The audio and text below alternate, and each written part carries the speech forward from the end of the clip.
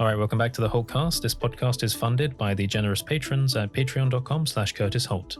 So in this episode, I want to talk about community management and some things I've learned from running a Discord server where people can take part in discussions, share their artwork, and take part in challenges, and just generally have a fun time. It's been a very interesting learning process managing this Discord server over the last few years.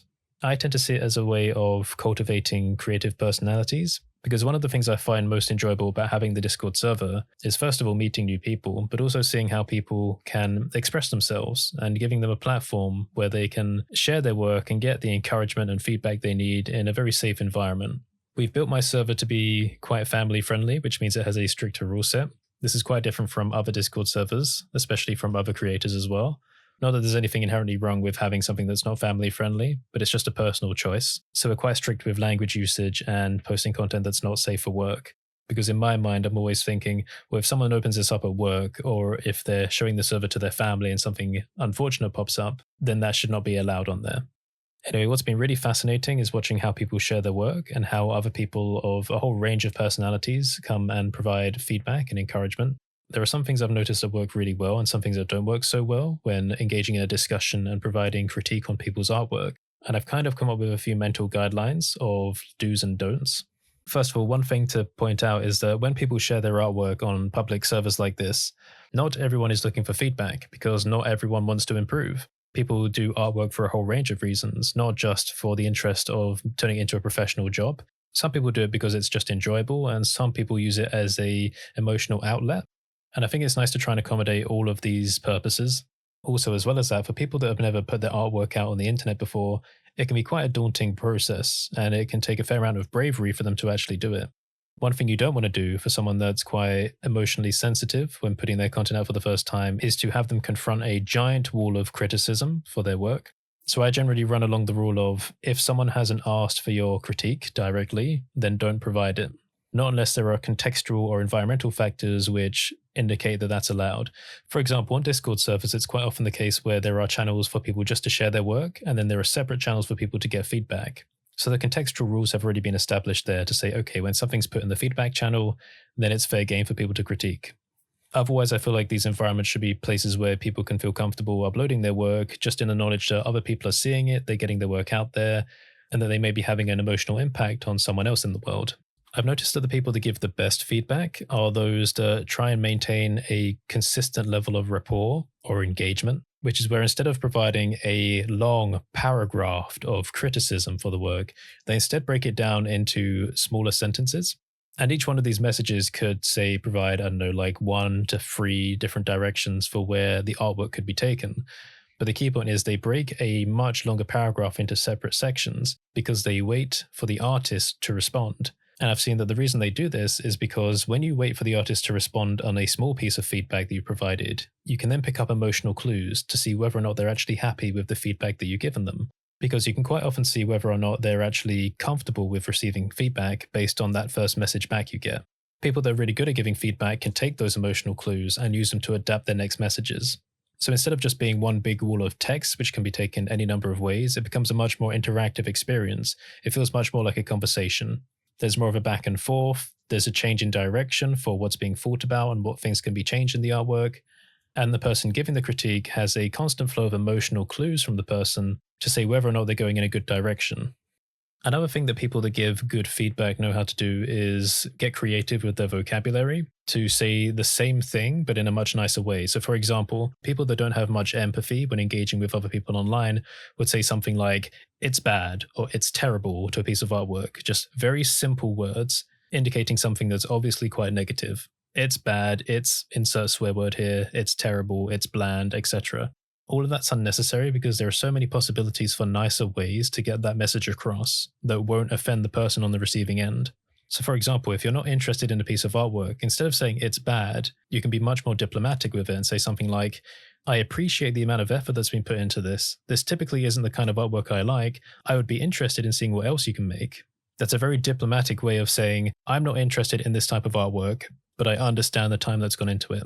It's got a much more positive tone to it. And it's really not difficult to come up with sentences like that to basically wrap up a much harsher opinion in a very positive way. And it's really interesting that every person will write the same message in a slightly different way. So you can almost identify different personalities in the way the feedback is written.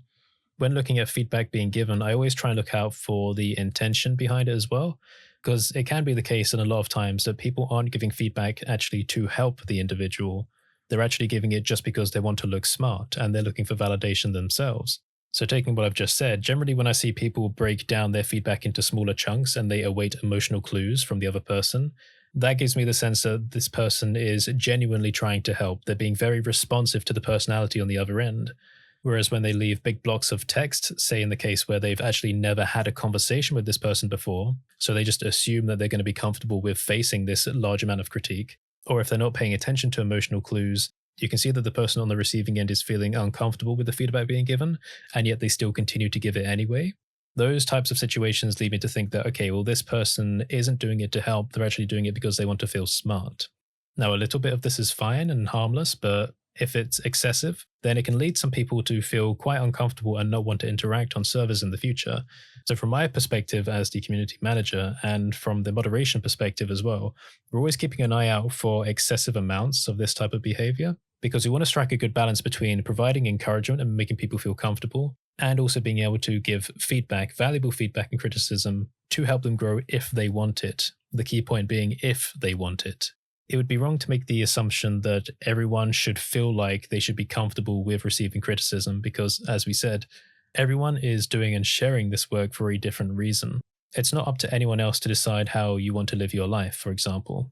And when interacting with other people online, most of the time, next to nothing about their lifestyle, their personality, their life choices, and the direction that they want to take their future in.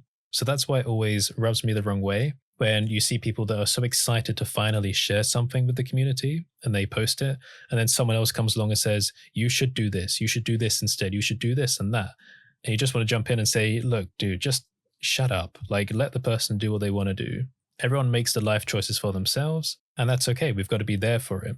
The best we can do is just provide encouragement, because I think over time, if everyone provides each other with encouragement and everyone helps each other to grow in the ways that they want to grow, then we'll end up with a much more vibrant and colorful community, one that has more opportunities for people. Because when people feel like they have a safety net of like-minded contacts and friends, they become much more confident for trying more ambitious projects, especially in group settings, or to collaborate and get other people on board. And this generally doesn't happen in harshly critical communities from what I've seen. So that's why I, as a personal choice, have a bias towards cultivating a more encouraging rather than a harshly critical community. One thing I think that's good about there being so many different community servers for sharing artwork is that they all serve a slightly different purpose, and they all cultivate slightly different types of personalities. This is one thing that's been fascinating when talking to other Blender creators, because we've noticed that we tend to attract different types of personalities in our audiences, and also alongside that, different senses of humor. There is a fair amount of overlap between the different community servers of us creators, and it is interesting to see how the different community groups tend to interact with each other. Some like to communicate heavily through memes and meme culture. Others like to be a bit more serious in what they're trying to achieve and mostly just talk about work.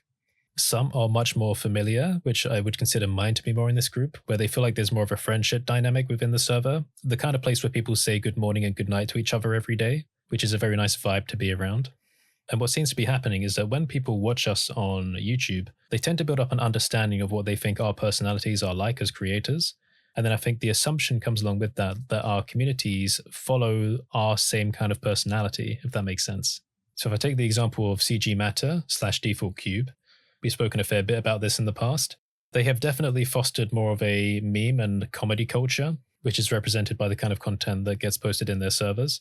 Whereas me, because I'm very much the more serious, public relations friendly, generic British guy, I tend to have attracted more sensible and focused personalities.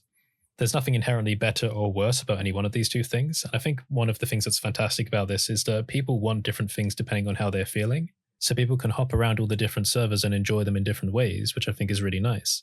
And kind of bring this back around to feedback and critique. What I think's been happening is that people share their work in different types of servers depending on the kind of response they want to receive, which is great because it feels like people have more options and that they don't feel trapped, like they have to share their work in only one place and they have to receive either only encouragement or only criticism. Now, from the perspective of trying to maintain a general sense of positivity when conversations are going on, especially in regards to discussions about people's work, If I feel like it gets to a point where it's too critical or too negative, then I will throw in a personal compliment in there just to add a little bit of positive energy to balance things out a bit. Another thing I try and do is if I feel like the conversation gets a bit too insulting, then I'll put my foot down and try and tone it back a bit. So, for example, here are some things that you can look out for. An example of what I would call bad critique are the accusatory questions. So, for example, if someone's used a certain method to make something, first of all, give them the benefit of the doubt that they've used it for a reason. You can be nice and say, "Hi, I've noticed that you've used this method to make this, which is great, but if you wanted to, you could also use this in the future."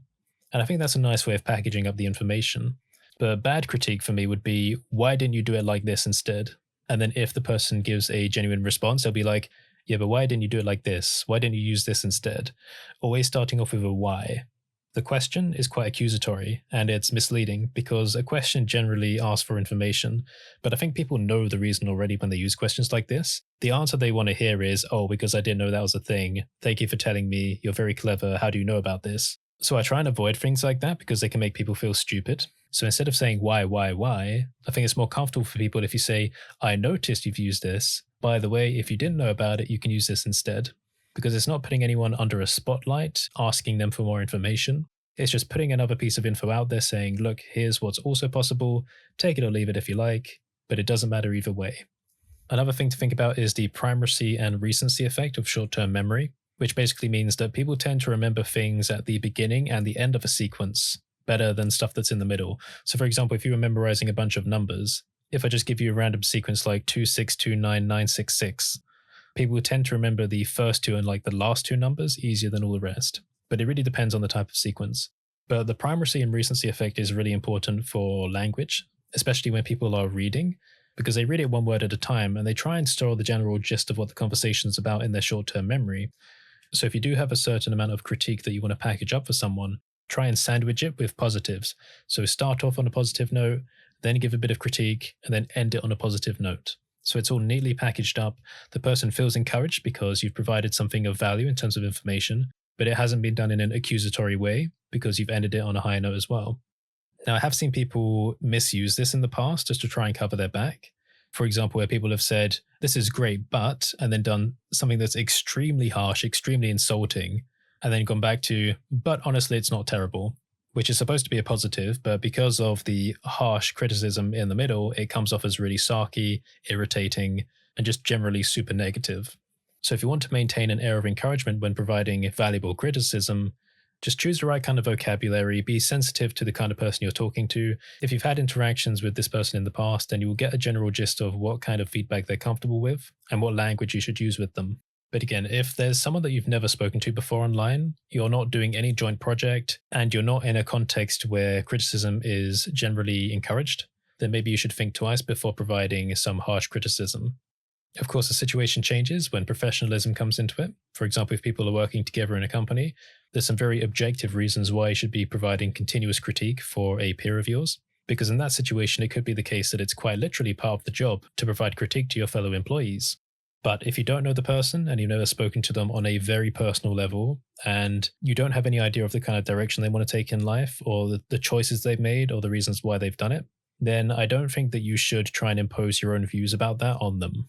One thing I have experienced from the perspective of a general content creator on YouTube and elsewhere over the last couple of years is that when people give criticism, everyone feels like they know what's best for you, even though they have very little to no understanding about your day-to-day life. But I think part of that is because people don't know how to separate personal preference and the lessons they've learned through their unique experiences from an objective reality. So this kind of brings us on to the subjective versus objective argument for providing feedback. Because for artwork is very subjective. Art is art. A dot on a page could be art if someone feels like it is. And when people provide feedback, I've seen that sometimes people mix up their personal preference with objective technical information. So they'll say something like, "You shouldn't use this method and you shouldn't have it this color." And I look at that and I go, wait, actually, hold on, separate that, because the color's got nothing to do with the objective technique used to make the artwork in the first place. But I've definitely seen a fair number of people that haven't learned how to separate personal preference in their mind when it comes to packaging together critique to provide to someone else online. So that's just something to keep in mind. That's why I think it's always beneficial to spark up a conversation with someone, learn a little bit about them, what they want to do, what they want to make, before you dive in and you start giving them some help. Because one thing you don't want to do is accidentally lead them down the wrong path. For example, if someone wants to learn Blender and start making environments, and then someone else comes in and says, oh, you'd love characters for your environment, so you should learn rigging. Go over here and learn about armatures. I'd be like, whoa, whoa, whoa, whoa, whoa, hold on a minute.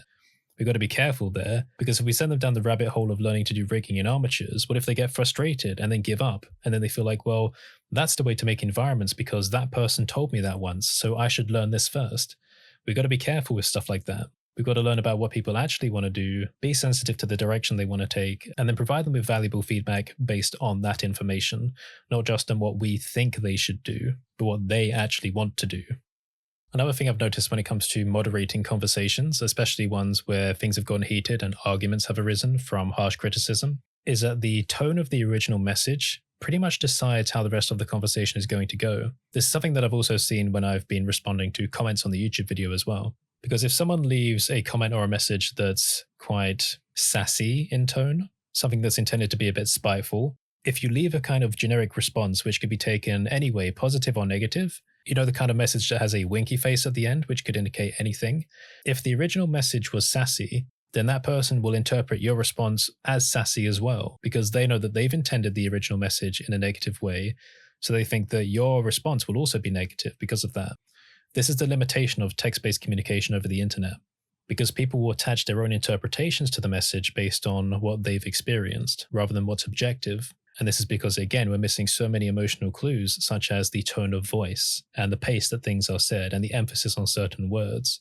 For example, any peaceful, harmless message that you read could be interpreted in a sarcastic way depending on what words you stress in the sentence. So as a YouTuber, this has been kind of hilarious in the past, because sometimes, and I will admit to this, I choose particularly vague responses which could be interpreted in a positive or a negative way, just to kind of pull the intention out of the water, which will be revealed when that person responds to you again. And since we're talking about pulling intention out of ambiguous messages, another kind of behavior that's really interesting to see is when, like I said before, some people aren't providing criticism to help people, they're doing it because of rather selfish reasons. They want people to say, oh wow, how do you know this? You're very smart, and to receive validation from that. And I generally, it's not exclusive to this, I generally tend to see it from people that send the huge bodies of text without responding to the emotional clues of the person they're sending it to. But one kind of manipulative behavior I've seen is where people keep changing their tone based on the response they're receiving. So if someone sends out a piece of artwork that they're proud of and they've made, and someone provides some criticism, and then the original person disagrees, then the critiquer might get upset and offended about it, then accuse them of not listening. And then the artist may say something back, and then the critiquer may change their tone entirely and be like, oh, I'm sorry, I didn't mean to offend you like this. And then the artist may say something quite neutral back, and then the critiquer will change it up again because they feel like, right, I've got the artist in a more submissive position. Now I will come back in full force with the critique again. So they've been harsh, passive, harsh, keep changing their tone just to try and establish control over that conversation. I'm very cautious when we see people like this because it indicates a mix of intentions, which is generally not helpful for the artists that want to share their work. But this kind of leads us on to the subject of whether or not you should learn to ignore people, which I've talked about a fair bit in several other videos I've done on the YouTube channel. And the one phrase that I keep coming up with is don't take criticism from anyone you wouldn't take advice from. And for me, I do a wide range of things. And from my perspective, I feel like there's only a very few people that understand the full extent of my workflow and skill set, and people that I have close connections with on an emotional level. So there are quite literally a few people that I will ask for feedback from and actually properly pay attention to. Just a few select people, because I know that these people understand me more than anyone else, so they can see when I'm swaying too much in one direction or another. Now, I think this is good from my position because, again, I'm the kind of person that gets feedback, positive and negative, from a lot of different people, from different parts of the world, from different cultures, different backgrounds, etc. And you need to be able to learn how to filter through all of it. So for me, it's good just to pick a few people that know about pretty much everything and have them kind of be my advisors, if you like. For newcomers trying to develop their skills quickly, people that actually want to turn their hobby into a job, then doing it this way is probably not a great method because you want to get as much exposure as possible to new ideas and techniques. So the amount of criticism and feedback that you're looking for in your life will determine on your life choices, the kind of people you want to interact with, how you manage your interactions with people, the direction you want to take, the end goal you want to achieve. Some people know exactly what they want to work on, and they know that they have the skill set to do it. So they're not looking to improve, they're just looking to make. They're looking to add the mileage rather than spend the time doing the experimentation and learning new skills. And I think that's perfectly fine. And we should be able to accept that in people. Some people are perfectly fine not developing their skills any further. They're just happy making stuff with what they already have. And I don't think anyone should try to take that happiness away from them by saying, look, you're not going outside your comfort zone. You're not learning new things. Why are you doing this? You're doing it wrong. Why aren't you developing? Why don't you listen? I think that's wrong. If people are happy, let them be happy. If people want to develop their skills, if people want to take a step into the more traditional professional realm, then we can be there to provide that information for them. But I feel like sometimes people get wrapped up in this seductive critique culture, especially, and I am generalizing here, newcomers to creative skills, because there seems to be a bit of a strange curve, which most people call the Dunning-Kruger effect. But I actually don't really like that term now because it's overused so much by people. Where newcomers start learning something, they get hyper confident and they think, I know everything. And then all of a sudden they start realizing that they don't actually know much and there's so much more to learn. And then over time, it kind of balances out. But when newcomers start providing feedback, sometimes they will go on just long rants about everything they've learned, even if it's not all entirely relevant to what's being critiqued. They will find a way to nuzzle in all the information they've been learning just because they feel proud of having the ownership of that knowledge. Now, that's not unexpected, but it's not great for feedback. So one thing that I think people should do more often is actually provide feedback for the feedback. Because how else are people supposed to effectively learn whether or not they're good at providing critique if someone's not critiquing their critique, if that makes sense? But for some reason, people get really defensive when you question their critique method. And they'll say things like, oh, you just can't take critique. That's why you're getting defensive about it. Well, no, it's not about that. It's about just having a general common sense respect for people's time and effort and being able to understand the nuanced personality of the individual, being able to curtail the information for what they want to achieve. I think if we can find effective ways to do all of this, then the process of sharing work and receiving feedback and criticism will be more of an enjoyable experience for people and safer from an emotional perspective for those that are finding it difficult to take the first step in sharing their work. Because as we touched on in the first episode, there are definitely a fair number of people out there that are afraid of sharing their work because they're afraid of extremely harsh criticism. And they understand for themselves that if they receive it, then it will put them down, that they won't be able to cope with it emotionally, and that they'll just run away. They will adopt the flight part of the fight or flight response. Obviously, I think that's something that should be avoided. I think we should all try and be as encouraging as possible. So you can probably gather from listening to me that I'm more on the side of you can never have too much encouragement, but you can have too much criticism. Now, I know that there are people that will disagree with that because there's lots of people that think, oh, too much encouragement is bad for them because people won't develop. But as we said, not everyone wants to grow. Not everyone is looking for technical superiority in their skill set. And for you, as someone who provides criticism, it's not your choice to decide for people how much critique they should be comfortable in taking. It's entirely up to them. But to wrap it all up, I do love watching people share their work and discussing it and talking about ideas and having genuine, positive, reinforcing conversations with other people about a whole range of ideas, a whole range of theories, color, purposes, symbology, popular trends and fan arts and fictional universes that are inspired by people's dreams and all sorts of stuff. I think it's fantastic and I could watch it all day. But I think from listening to me, you can probably tell that I'm quite protective of people that have trouble sharing their work because I remember what it was like, not wanting to show anyone what you can make and having the intense imposter syndrome of feeling like your work is worth nothing. Because if it's produced no results in the past, then it will produce no results in the future. It's a very difficult trap to get out of. But people can keep you in that trap if they're not responsive to the emotional clues that you leave them when having discussions, when you do finally get around to sharing your work. So the skill of learning, I guess, not just to ignore people, but to be selective with who you listen to and what pieces of information, objective or subjective, to adopt from people that have provided criticism, I think this is quite an essential life skill in general, not just for the art community. Just think, you may like a certain type of fashion, right? And that's entirely personal preference. Someone on the street may shout you down for it. But what are you going to do? Are you going to change what you wear because that single person doesn't like it? Why would you do that?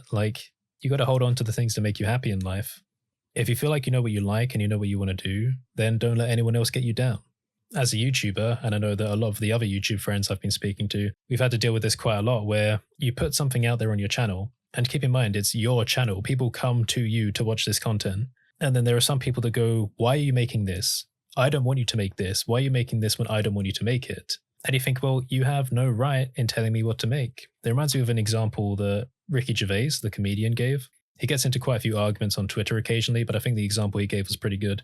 It was like when people get offended or if they don't like something that you've made, when they've come to you to see that content, then it's just ridiculous. He said it's like putting up an advert for guitar lessons on the wall, and then if someone walks past and grabs it and goes, "But I don't want guitar lessons," and you think, well, okay, like it wasn't made for you. You don't need to get angry about it just because it exists. The world doesn't have to bend in your favor. These creators online, they're not making things just for your personal preference. They don't sit around a table and go, what does X want to see today? Let's all make things for this specific person. That's unrealistic. It's a very self-centered worldview. And I think the same thing applies to senseless, unwarranted, unnecessarily harsh criticism. If someone hasn't asked for your opinion on something and you don't know them well enough personally and the context is not there with the expectation of feedback, then it's really not up to you to decide what this person should or should not make. But in reality, most people are genuinely really good at giving feedback and advice for people. They're very nurturing about it, they're very caring, they can pick up on the emotional clues. But occasionally I do see a situation where someone's felt upset after sharing their work, and it's made them less likely to share it in the future. And that upsets me because I feel like, well, there was a whole world of potential there if this person just carried on. And I ideally want my community to act as a kind of cultivation area where people can freely experiment and share their work and get the encouragement they need to keep producing content and keep putting it out there so they can grow. So yeah, this has just been some of my random thoughts and ramblings about community and critique and feedback and all of that. I'm sure that people out there will have alternate opinions, which is perfectly fine. We've all been raised in different ways, in different cultures, with different behavioral expectations. But I just wanted to put my thoughts out there. So thanks for listening, everyone. Stay safe, and I'll see you next time.